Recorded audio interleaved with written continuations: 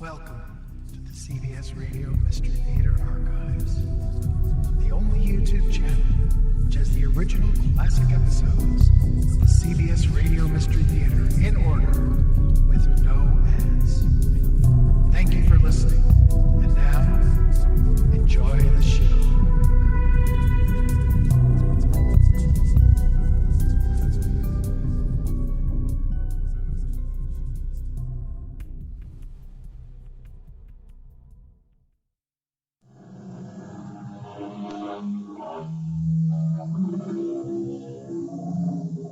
Come in. Welcome. I'm E.G. Marshall. How glorious and also how painful to be an exception. Yes, we strive to excel, to rise above the crowd, for that is how one may achieve fame, wealth, and glory. We discover too late, perhaps. That is also how one may encounter disappointment, danger, and death. I know you've had a long and tiring trip. You must be starved. Please sit down. Isn't your husband going to join us? No. After he prepares your room, he'll retire for the night. We shall not see him until morning. Just as well. He doesn't care for conversation. What does your husband do? Oh, he's really quite busy. With what? He's trying to devise a plan to murder me.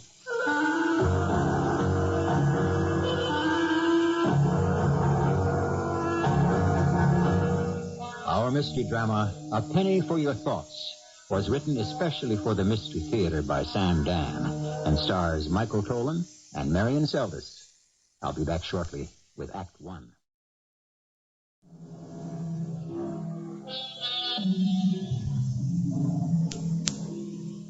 The pen, said Mr. Bulwer Lytton, is mightier than the sword.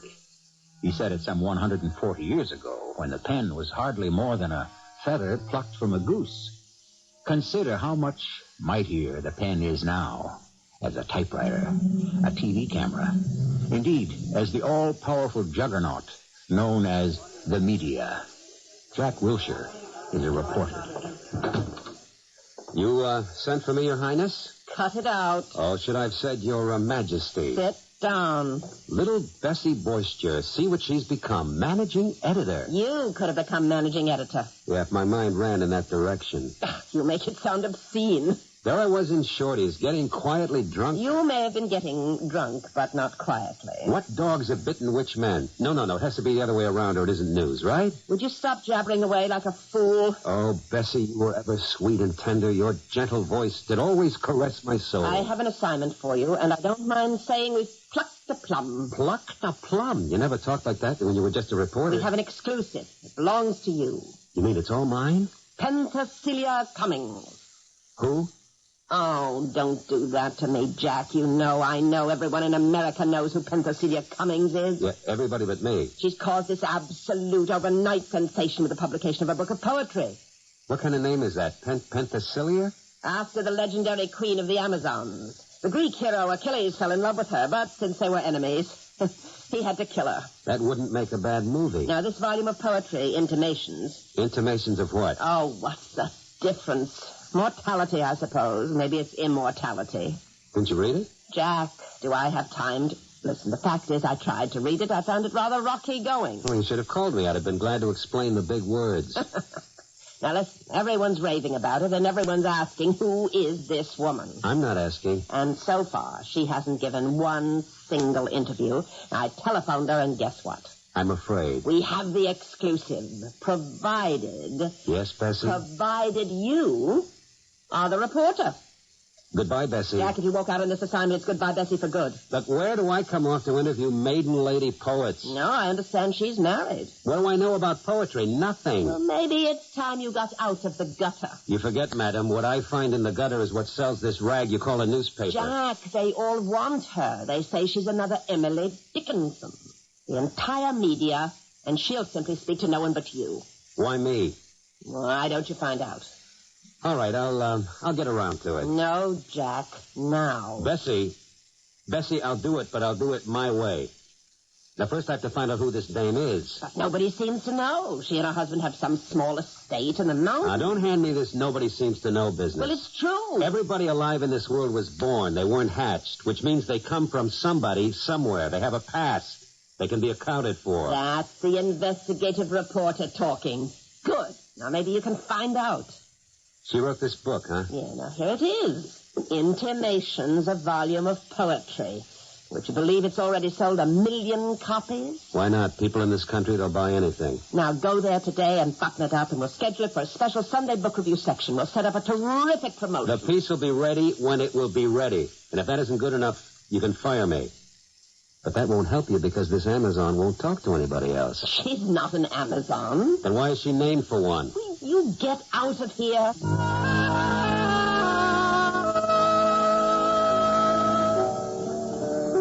Shorty? Hey, you want another one, Jack? Now, first, I want you to read this. What is it? What does it look like, the book? What do I want to read a book? I'll wait for the movie. I don't think there's a movie in this one. That's a special favor to me. Okay, but don't tell nobody. I won't. I got my image to think about. I understand. What's it supposed to be? Poetry. Oh, come on, Jack. Have a heart. Shorty. All right. Let's see. The race is not always to the swift, they say. Craft and guile may also win the day. Well, keep reading. Who wrote this?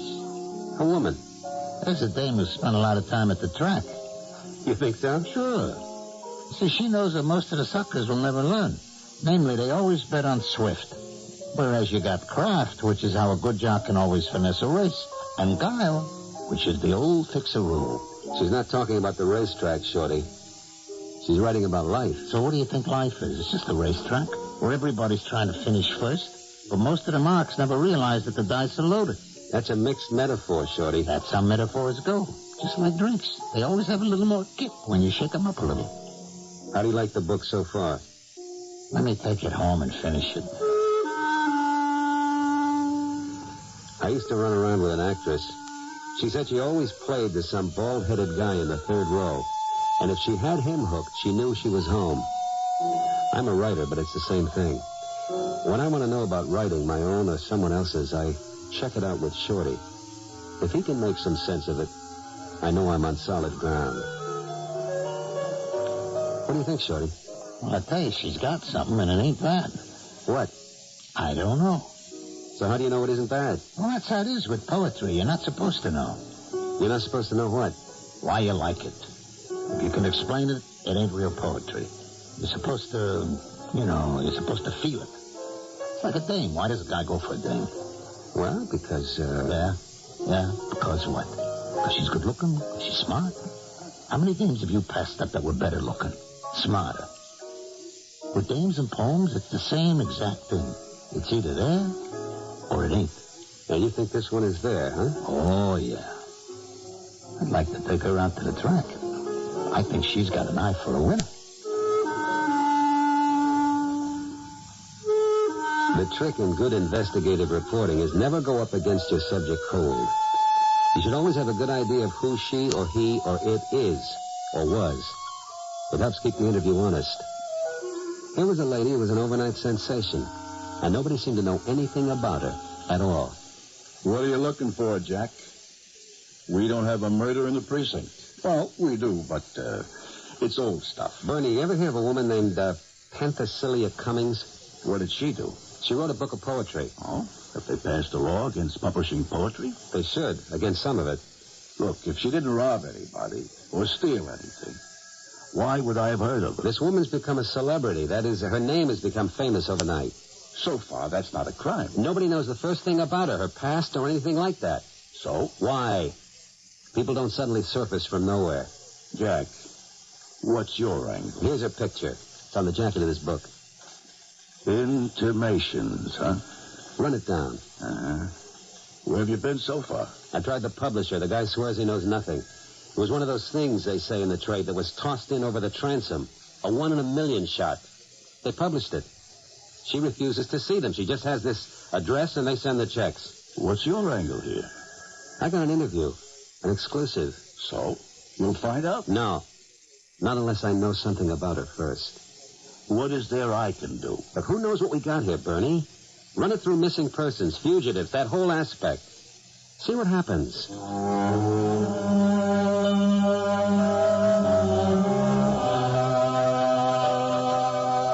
Nothing happened. I waited a few days. Bernie went nowhere. I compared notes with a few colleagues. Nothing. I couldn't put the thing off any longer. I had to go there and get my interview. And so... Oh, yes. Mr. Welsh, I've been an admirer of yours for so long. Why don't you come up this evening? This evening? I'm afraid there's only one plane for Morgansville. It leaves at 7, but he gets in at 10. Then I'll stay at a motel and come out in the morning. No, I won't hear of it. You'll stay with us. We have so much room. But, Oh, good. Now that's arranged. Now, Bill, my husband, will be waiting for you at the airport. I don't want to put you in any trouble. Trouble? Can a friend possibly put one to trouble? And I know, Mr. Wilshire, in my heart I know that we are friends.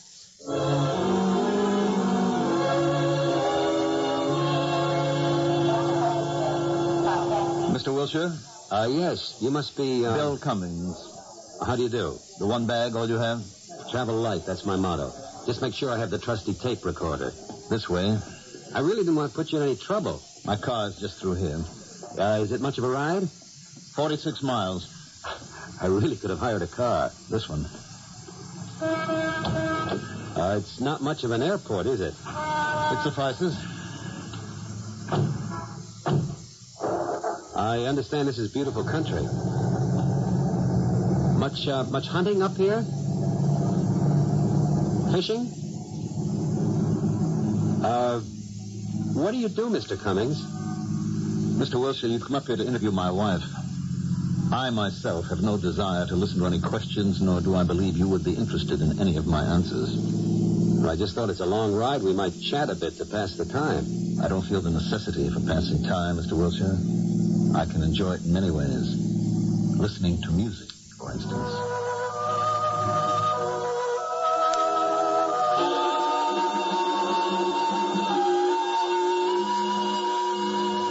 Oh, Mr. Wilshire, I'd have known you at once. You look just like your picture. It was published when your expose on graft won the Pulitzer Prize. You, don't look like your picture. No? That picture doesn't look like anyone or anything. You really are a beautiful woman. Why did you find it necessary to say, really? I forgot I was talking to a poetess. A poet. The longer word has a diminishing effect. I see where I'll have to measure every syllable. As indeed we all should. Bill, would you take Mr. Wilshire's bag up to the front guest room? I'll see about something to eat. Oh, no, please, no trouble. I thought we had already decided that true friends can never be trouble. I've just prepared a snack. Won't you sit down? During the day, we have a couple that keeps house for us, but we don't like having the servants live in. So they go home evenings to Morgansville. A coffee? Tea? Whatever you and Mr. Cummings are having. Oh, Mr. Cummings will deposit your bag and then retire for the night. We shall not see him again until the morning. Oh? Just as well. I beg your pardon? Mr. Cummings doesn't care for conversation, as you've probably discovered. Yes. Why is that? Well, he has a great many other things on his mind. What does Mr. Cummings do? Right now, Mr. Cummings is quite busy. With what?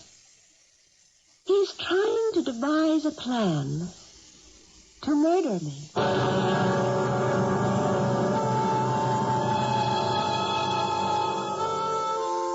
And our plan is to pull the curtain right now for a short intermission, after which we shall return with Act 2. This certainly isn't the kind of conversation one expects to have with a lady poet, is it? You never know. To paraphrase the old saying, you ain't heard nothing yet.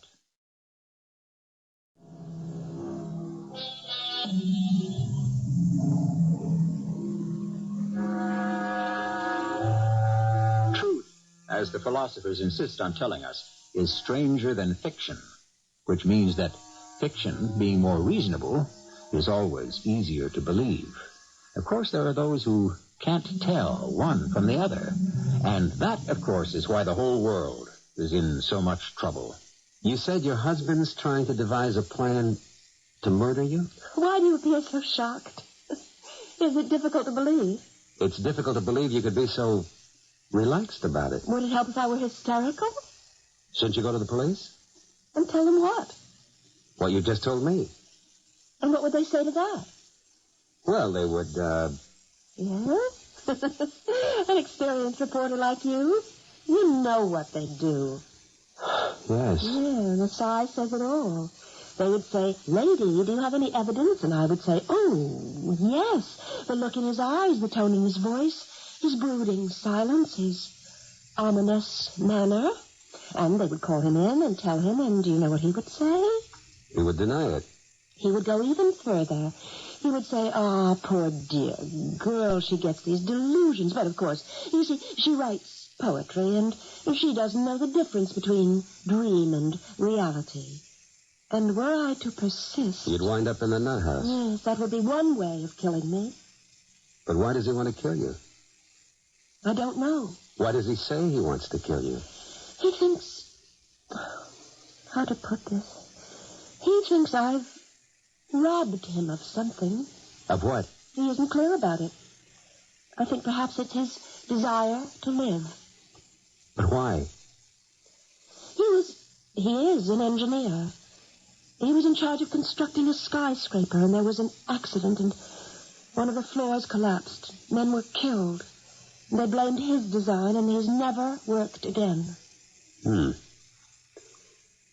I haven't seen it in the daytime, but this appears to be quite a setup you have here. How can you afford it?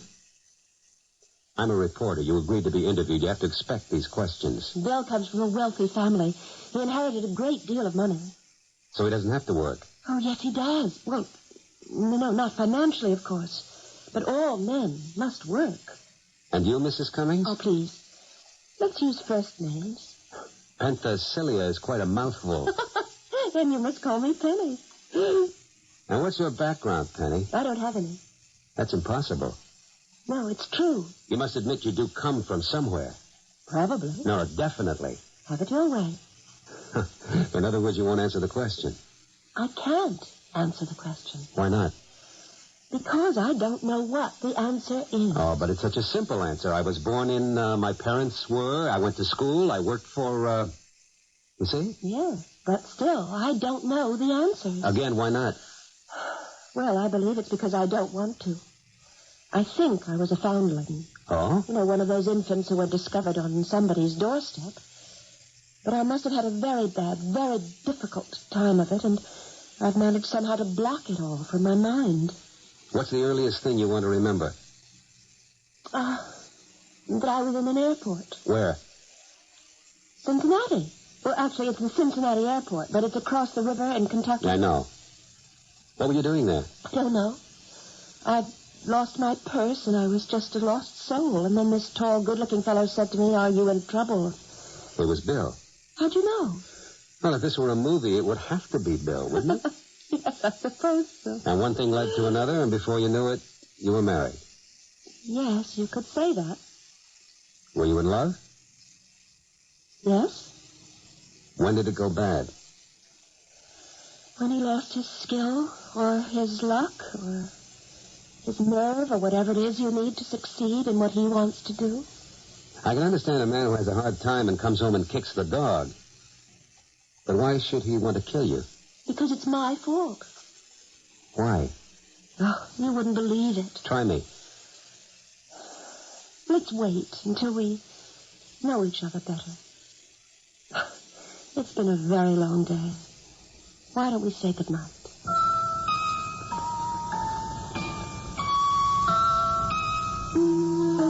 Before I called it a night, I sat down in my room with the telephone.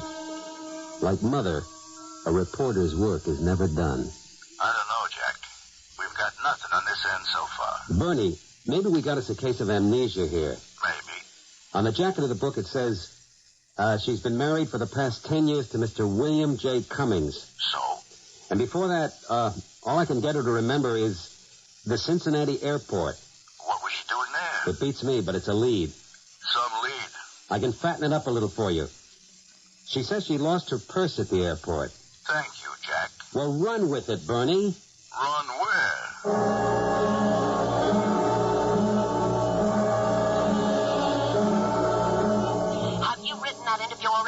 Look, check out the husband, William J. Cummings. The material on him would have to be in the morgue. What material? He's a construction engineer. Something went wrong on one of his buildings. People were killed. You are not up there to write about... Just do as I ask. Jack, I'm scared. Of what? I don't know. I sent you to do a nice heartwarming piece about a sensitive lady poet. Look, if you wanted a nice, heartwarming piece, you had no business sending me. I don't know. It's going to turn into one of your muck-raking exposes. Bessie, I go wherever the story takes me. Well, sometimes you go too far. Who are you kidding, Bessie? You love it. I don't know, Jack. Maybe we put too much emphasis on circulation in this business. Bessie, search your soul later. Right now, search the morgue.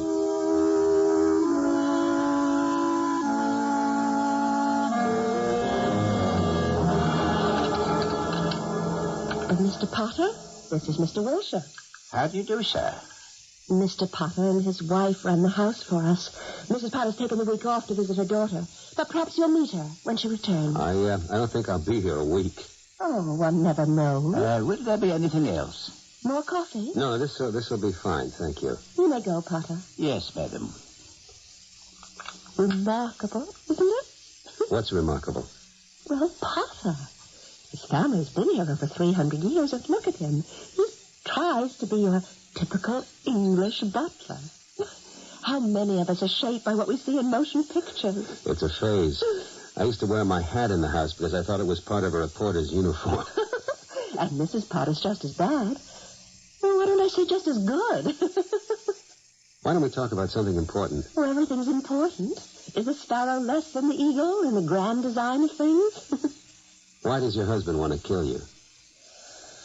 I told you. It has to do with his frustrations. And he's taking them out on you? Yes. And these are all fancies? Yes. I've been here before. Where? In the general area of murder cases. I've yet to come across a fancy that wasn't rooted in a fact. Now, I don't say deeply rooted or even logically or reasonably rooted. But something nourishes them. What in your case? Why don't you ask him? Would he tell me? You're a reporter. You're skilled in making people tell you things. So far, I haven't been very skillful with you. So far, you haven't asked me the right questions. And what would those be? They might deal with life and love. I was all primed to do that, but then you, sidetracked me with murder. And you find murder more appealing? It sells more papers. Besides, how can we disregard it? There falls no shadow where there shines no sun. There can be no joy of pleasure where there is no knowledge of pain. And thus, we live our lives trying to balance the opposites. You, as a reporter, should know that. Balancing the opposites, that's right. There are two sides to every story. Two. Say perhaps an infinite number. I always have more trouble than I can handle with just two. You say he's trying to murder you. What's his side of it?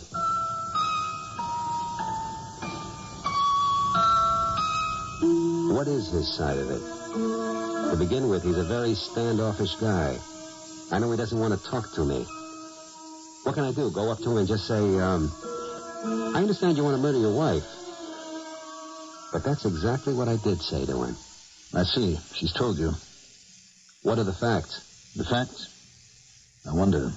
I don't know what there is to wonder about. It seems to me we've got a pretty clear down-the-line statement here. It's either true or it's false. Suppose I were to say yes.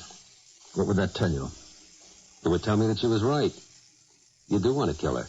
But then what would you know? I think I'd know enough. No, you would not. Why? Because you have omitted the intensity factor. And what's that? How badly do I want to kill her? That's the key. Aren't there people you want to kill? I suppose so. Are you ever going to kill them? I suppose not. Wouldn't you say many people are in the same situation? Probably. But let's talk about you and your wife. Are you going to kill her? This intensity factor, is it going to heat up sufficiently? I think so. So this is an imminent situation. You could say that. You're quite cold-blooded about it. After a while, all the heat dies away. Well, now that we've established the fact that you intend to do it, may I ask why? Why? Yes, why? There's always a why. I don't think there's ever been a why like this one. Let me just say there's nothing new under the sun. If you don't believe me, it's in the Bible. There's a list of standard reasons why men and women kill each other. And yours has to be one of them. I don't think so. Let me hear it.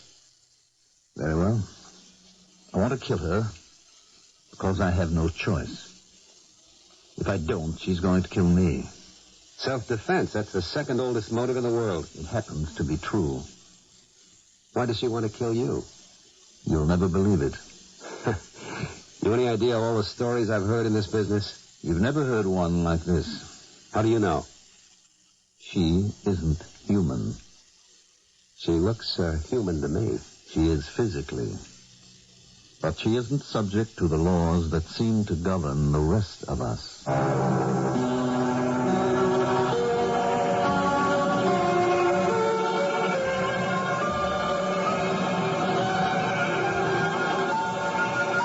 What laws would those be?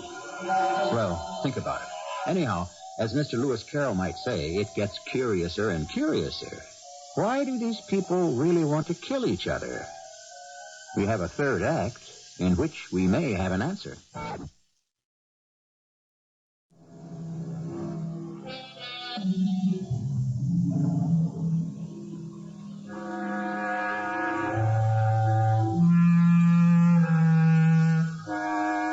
In science, both sides of an equation must balance, as any high school student knows, or had better learn. He wants to kill her, and she wants to kill him. Thus, we have a proposition where all the factors add up to murder. But, so far it seems, we know very few of the factors. Do you know who she is? She's Penthesilea Cummings. Forget the Cummings. Do you know who Penthesilea was?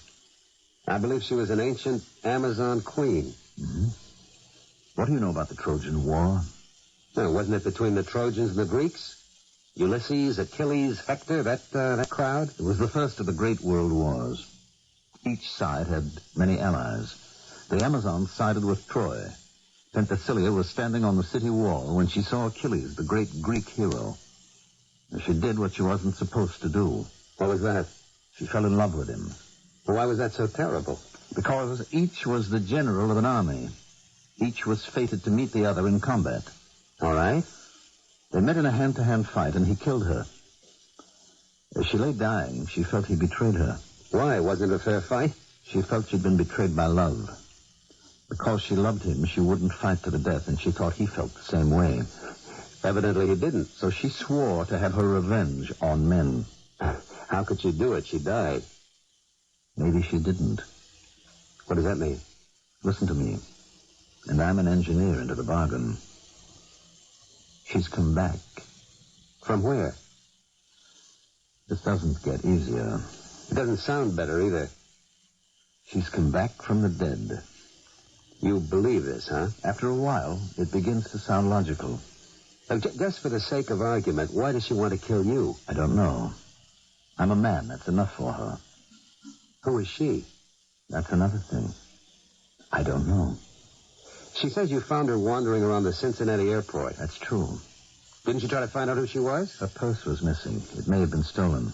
But she was wearing clothes, wasn't she? Well, we tried to track down the labels, but they were just things that could have been bought in any number of stores. How about her picture? It appeared in all the papers. No one came forward to identify her. Fingerprints? The police, the FBI, the armed forces, they weren't on file anywhere. Then how did you know her name was Penthesilea? Because after a while, she told me that the amnesia was just a sham. That she was really Penthesilea, the Amazon queen. But why did she pick on you? Because she said she was out to destroy men who were leaders. I was a leader of sorts, I suppose. I headed one of the best construction firms in the country. And you're a leader, too. Me? Aren't you a leading journalist? Meaning what? After she gets rid of me, she'll get rid of you. I think we've chatted long enough. Think about it.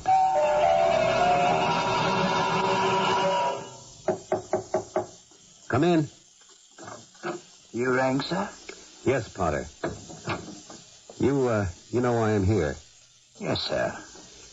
What do you think of Mr. and Mrs. Cummings? In what way? In every way. For instance, what would you say if I told you she wants to kill him? I would say, sir, it's a possibility. And if I were to say that he wants to kill her? That, sir, is also a possibility.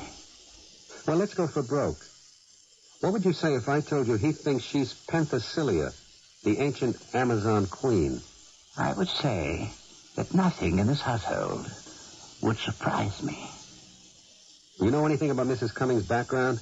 No, sir. From what I hear, she simply materialized. Yes. Well, Potter, that'll be all. Thank you. Isn't it lovely here in the garden? Shall I pour you another cup of tea? No, thank you. Saw you from my window earlier. You were talking to Bill. Yes. I needn't ask about what.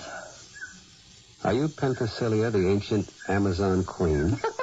Do I look ancient? Hardly. How'd you get the name Penthesilea? I don't know. Just the one thing I seem to remember from the dense fog of the past. Let us, if we can, cut through all the nonsense. Why me? Why you? Yeah, you write a book of poems. It's a hit. You become celebrated. The media is thirsting for you. Yet you agree to see only one reporter. Me. Why? There's no mystery. I'm in love with you. You never even saw me before last night. But I knew you. How? From your stories in the papers. What we write gives away so much of ourselves. No, not in your case. What you write gives away nothing. It depends on how one reads it. I have a friend who thinks you should handicap horses. Well, I see you as a person of integrity. One who will follow the truth wherever it leads him. This makes you a true leader of men. I've never led anybody in my life. Oh, yes, I did. I may have led one or two people astray. I love you, Jack. Yeah. I have some notes to type up. Can't it wait? No. You have to put it all together while it's hot. And what are you putting together? I wish I knew.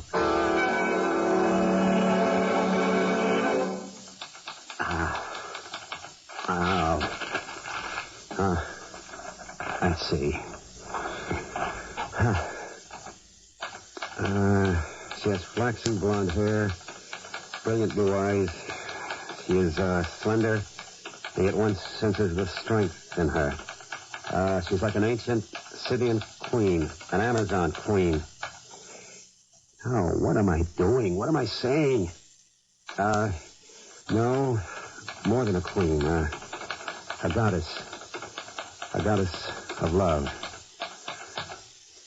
Now, let's get a hold of ourselves. Who's that? You know who it is. Penny. You've been expecting me. Penny. Yes, it's Penny.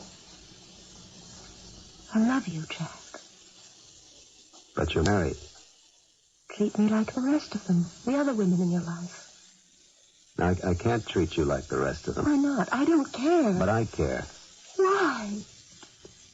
Because I love you. Then be happy with me, Jack. Be happy. It isn't right. Love makes everything right. What about him? We'll have to kill him. Now, wait. For what? Why do we have to kill him? Why don't you just get a divorce? Because he won't forgive me. In his mind, I've done him an injury. What kind of injury? I've robbed him of his talent. How? Oh, it's part of the destruction I've brought him. How have you robbed him? Oh, people in every walk. They suddenly become empty. Writers, painters, actors, composers, designers, engineers. Everybody. Without warning one day, whatever it is they had is gone. And Bill can't face it. And somehow I did it to him. He'll make me pay. He has to. But Let it ring. it's for me. It's not important. I'm expecting a call. I'll call again. But...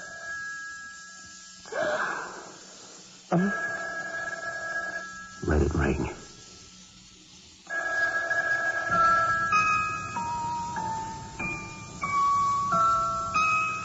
I don't know what happened. Suddenly I was in love. For the very first time in my life, I was in love. And there was nothing else and no one else in the entire world but the two of us. Can you imagine? A fellow like me, one who has absolutely no illusions at all about anything. When we fall the hardest. I lost all track of time. But my editor, Bessie, she didn't. A lady to see you, sir. Shall I say you're in? Say nothing at all, Jeeves. I'm here, and you're excused. Very good. What's going on here? Bessie, I'm trying to write my story. I haven't seen one word of copy. What's going on? Oh, why do I ask? I know. You're in love with her. Now, Bessie... Her ladyship offered me a gracious cup of tea. I saw the whole bit. You had no right to come barging up here. Don't answer the phone. What am I supposed to do? She has class. I'll admit that. Bessie, will you get out of here and let me write my story? 3 weeks. What are you doing? Writing the history of the world? Bessie! Button it up, Jack, and let's run with it, please. I tried, but I couldn't write. I was always able to command the march of words across the page. But this time, nothing happened. I could only think of her. Penny. She was all. I didn't want anything else. She was the whole world. I want us to be happy. Forever. Yes. But we can never be happy as long as there's a cloud across our future. I know. I brought you something, dearest. What? I left it on the table. I'll be back later. I'll come to you later, dearest. There it was, lying on the table, resting on a napkin. A revolver. I looked at it. It was a beautifully made, finely finished weapon. It was so hard to believe that its only function was to kill. It was even harder to believe that I felt myself willing, able, even anxious to use it. Hello, Jack. You? Yes. I knocked, but you didn't hear, so I just came in. You've been staring at that thing for a long time, haven't you? Are you going to kill me? Are you working up your nerve to do it? Shame. I'm dead already. You're dead? Yes, Jack, I'm dead. You see, she does that to you. She can't help it. It's how she's made. The thing that you know how to do, she steals it away. In my case, the knowledge of how to build. In yours, the knowledge of how to write. Oh, I see. What do you see? All that crumpled up paper on the floor, flowing out of the wastebasket. You can't write anymore, can you, Jack? Has she stolen it already? That's a lie. You know it's true in your heart. I love her. I know how you feel. I loved her once. There's only one way I can have her. And that's to kill you. And if that's what I have to do... I know. I would have killed for her, too, so go ahead. Shoot. Push back the safety. What's the difference? Do what you have to do. Does it matter who's on the phone? Now, shut up, will you? Hello. Is this the great American lover? What do you want, Bessie? How are you doing? Is that what you called to ask? No, not exactly. You wanted us to research this Bill Cummings and that accident? Hmm? Well, they were putting up this fantastic building. I got the name of it here somewhere. It is the Trojan Towers. The what? You heard me, the Trojan Towers. Oh, Bessie. What's so funny? You'll never know. For crying out loud, what am I doing with a loaded gun in my hand? Look, the two of you will have to work it out between yourselves. I've got a deadline to meet.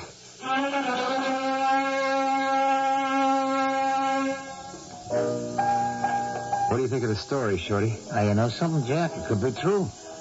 Yeah. What did Bessie say? She threw me out of the office. It does sound a little out of line, Jack. I mean, where she's the reincarnation or what have you with this Amazon queen. But it's the truth. And Bessie won't print it. She saw, huh? Oh, yeah. You can't? Oh, sure. For good? Nah. Just for the rest of the week. You know what I think, Jack? I think you ought to marry Bessie. I could do much worse. I know. That Penny, huh? Yes, indeed. But the way you figured it out, that dame's a killer, huh? Maybe. But what a way to die. Jack, Level with me. What do you really think? About her? Shorty, you can sit and think for hours and days and still get nowhere. All I can say, she's sure a penny for your thoughts.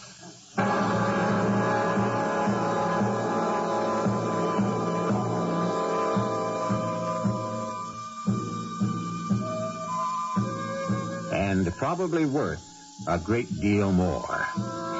What's happened since? Has Penny killed Bill? Has Bill killed Penny? Nobody knows at this point.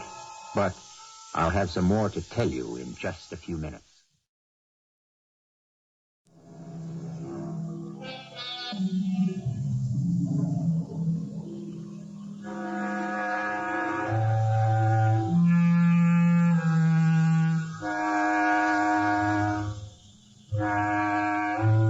People fall in love. People fall out of love. Love itself turns to hate. People suddenly, and for no apparent reason, lose their skills, drop by the wayside. Do we know why? Do they? And so they and we search for the truth. And this journey leads us into many strange byroads. After a while, people will believe anything, as long as it allows them to live with the answer. And the whole process is called life, and it forms the stuff of our adventures. Our cast included Michael Tolan, Marian Seldes, Mandel Kramer, and Bernie Grant. The entire production was under the direction of Hyman Brown. I hope you enjoyed this episode of CBS Radio Mystery Theater. If you've enjoyed this and want to hear more, please subscribe to this channel. You can also visit my other